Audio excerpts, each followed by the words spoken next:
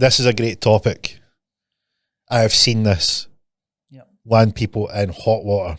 So, for the horse's mouth, is being successful in the short-term industry just as simple as get a property, fire it on Airbnb, watch your money roll in? Absolutely not. Why not? I mean, you're talking to a guy here that has built a multi-million-pound serviced accommodation business in 12 months. I've done all the shite, I've done all the bad stuff, done all the good stuff as well. Yep.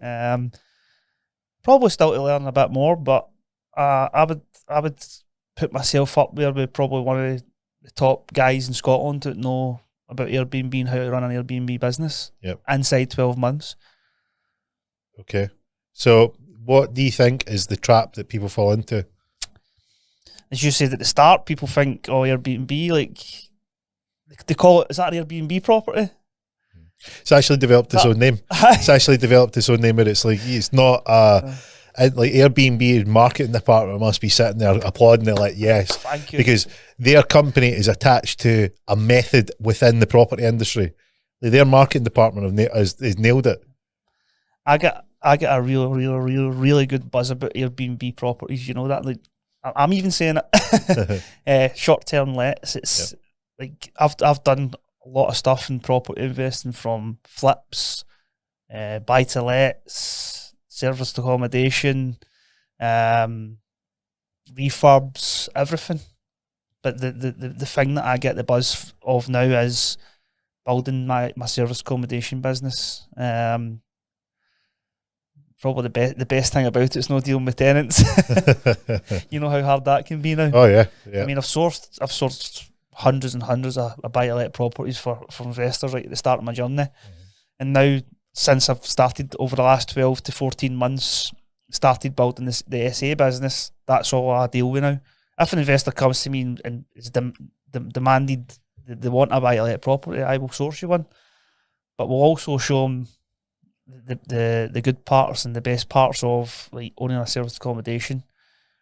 So I got a good buzz about it now.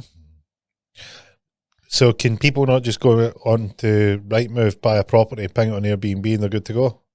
They probably could, but they're not going to get the best performance out of it. Like what differentiates? Like what do people not know? Because they're going to be like, okay, it seems simple. I've literally heard guys go, well, can't be that hard, I'll do it myself, and watch the disaster unfold. And then the company does. Yeah. The guy that got in contact with me, and he was a friend of a friend, and he says, I says, look, you should consider doing this, and he never heard back from him. He's went and did it himself. He's then passed it on to another management company that made a complete backside of it, and then he came back to me and he's like, are you interested in this? I'm like, well, what have you done with it? He's like, well, yeah, I tried it myself and I gave it to this management company. I said, well, you can deal with it. Yeah, I'm not interested. And I was like, the reason you should have gave me it at the start, that we could have done something with it. I was like, but you wanted to do it as cheaply as possible, and you cut us out the picture after us bringing the idea to you, and then you've went and sort of hoored and toured it around the providers, and now you're like, oh, they can't do what you can do. So, like, nah, you're all right. We're fine. We don't need one more property is not going to make a blind bit of difference to us. You've made your bed, you can lie in it. I mean, our name's out there now, so like, even without investors coming to us and investors want us to find the deals for them to invest in and add into our management company, the amount of landlords that are coming to us with properties now and saying, I'm hearing what yous are doing, here's my property, can you put it on your system and start putting it out as a short-term let? That's happening every single week just now. So that's a good thing, because again, we only started this 14 months ago, and the growth is just exceptional. Yeah. What would you say that people miss? You can't cut corners in Airbnb. It's not like a buy-to-let where you buy the property and you just give it a lick of paint and you put a tenant in it. You've got to get it to the right standard for a start. So get the property in the right area. I don't really like flats, although we have got some flats. I like houses. Why? Because obviously you've got if you're going for the flat, people that's coming up to stay for a couple of days or at a wedding or whatever, they're happy enough staying in an apartment.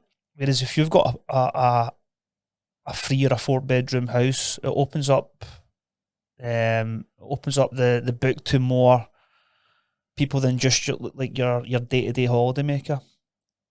So if your day-to-day holiday maker, there's only like seasons, they'll maybe come and go as well.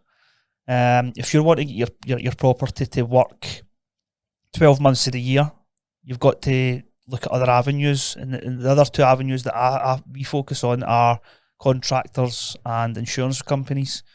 So if you've got a contractor, they're not wanting all 3 guys squeezed into a 2 or 3 bedroom flat, a house will work better. Yeah. So focusing more on houses just now. Yeah.